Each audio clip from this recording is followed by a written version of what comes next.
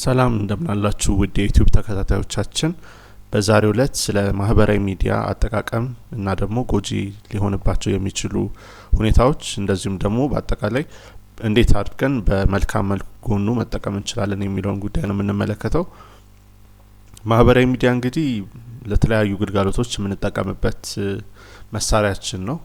ቤተሰብ ጋር ለመገናኘት እንጠቀምበታለን፣ መረጃ ለመለዋወጥ፣ ሙዚቃዎችን ለማዳመጥ ሊሆን ይችላል፣ ወይም ደግሞ ፊልሞችን ለማየት ሊሆን ይችላል።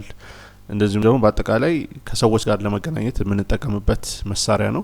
በዘንድሮ ወይም ደግሞ ባለንበት ዘመን ደግሞ ማህበራዊ ሚዲያ ለተለያዩ ግልጋሎቶች ይውላልና ሰዎች ስራቸውን ማቀላጥፈው ለማከናወንና በስራቸው ውጤታማ ለመሆን እንዲሁ የሚጠቀሙበት መሳሪያ እንደሆነ ይታወቃል። ነገር ግን ጥቅም እንዳለው ሁሉ ደግሞ ጉዳት አለው እና ጉዳቱ ደግሞ ከአጠቃቀማችን ጋር የተያያዘ እንደሆነ ይታወቃል። ለምሳሌ አንድን ማህበራዊ ሚዲያ መጠቀም ካለብን ሰዓት በላይ ለረጅም ጊዜ የምንጠቀም ከሆነ እንደዚሁም ደግሞ ሰዓታችንን እዛ ላይ የምናጠፋ ከሆነና መስራት ካለብን ከሌሎች ስራዎች የሚያስተጓጉለን ከሆነ ያኔ በመጥፎ ጎኑ ወይም ባሉታዊ ጎኑ ልናነሳው እንችላለን ማለት ነው።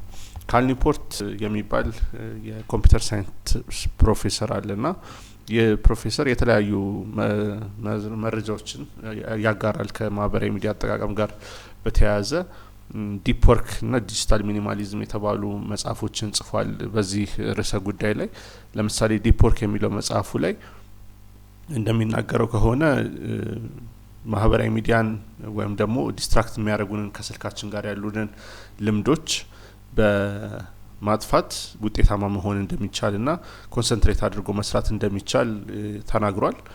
ያንን ያሳየበት መንገድ ምንድነው? አንድ ሰው ውጤታማ መሆን የሚችለው ዴፕዝ ያለው ስራ ወይም ደግሞ ጥልቀት ያለው ስራ ሚኒንግፉል የሆነ ስራ መስራት ሲችል ነው በማለት ተናግሯል። ስለዚህ ጥልቀት ያለው ስራ ወይም ደግሞ ዲፕ ወርክ ያለው ያንን ነው። ዲፕ ወርክ ከነዚህ ከዲስትራክሽኖች አይዞሌትድ በመሆን በመለየት መሰራት የሚችል ስራ ነው።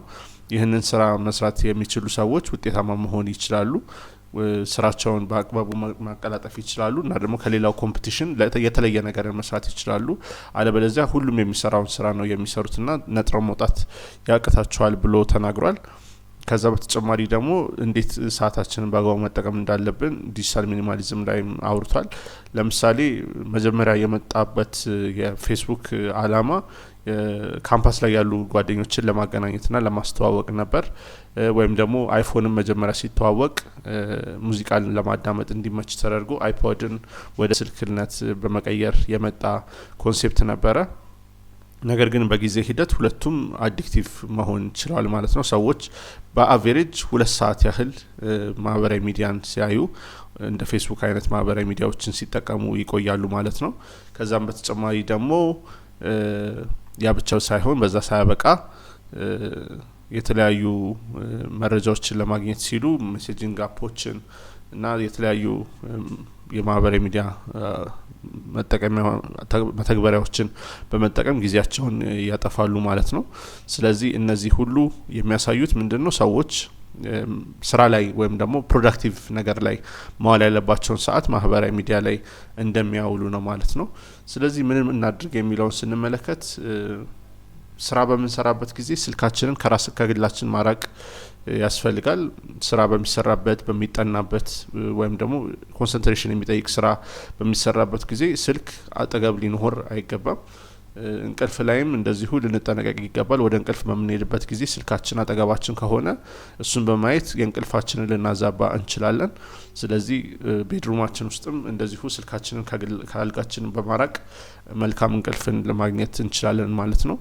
ከዛም በተጨማሪ ደግሞ 10 ጊዜ ሜሴጆችን እና ኖቲፊኬሽኖችን ቼክ ማድረግን ማቆም ያስፈልጋል። ምክንያቱም እሱ ኮንሰንትሬሽንን የሚወስድ ጉዳይ ነው። አንዴ ከኮንሰንትሬሽን ከወጣን በኋላ ደግሞ ለመመለስ ወደ 15 እስከ 20 ደቂቃዎች ይፈጃል ማለት ነው። ከዛም በተጨማሪ ደግሞ እንደዚሁ ስራ ላይም ትኩረት ላለማድረግ አቴንሽን ስፓናችንን ይቀንሳል። ለምሳሌ እንደ ቲክቶክ፣ ዩቲዩብ ሾርትስ፣ ኢንስታግራም ሪልስ የመሳሰሉ አጫጭር ቪዲዮዎችን መመልከት ለረጅም ሰዓት አቴንሽን ስፓን እንዲቀንስ የሚያደርግ ጉዳይ በመሆኑ ያንንም በተመለከተ ጥንቃቄ ማድረግ ያስፈልጋል። በአጠቃላይ እነዚህ ጉዳዮች ከአእምሮ ጤና ጋር ራሱ የሚያያዙበት ሁኔታ አለ።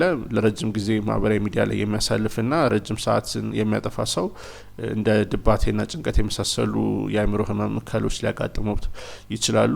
ሰውነትን እንደዚሁ ኮምፔር በማድረግ ቦዲ ዲስሞርፊክ ዲስኦርደር የምንለውን እንደዛም ሊያጋጥም የሚችልበት ሁኔታ አለና ስለዚህ እነዚህን መሳሪያዎች በምንጠቀምበት ጊዜ በአግባቡና በጥንቃቄ መሆን አለበት ማለት ነው። ስላዳመጣችሁኝ አመሰግናለሁ። ኮሜንት፣ ሰብስክራይብ እና ሼር ማድረግን አትርሱ። በሌላ ቪዲዮ እስከምንገናኝ ሰላም ሁኑ።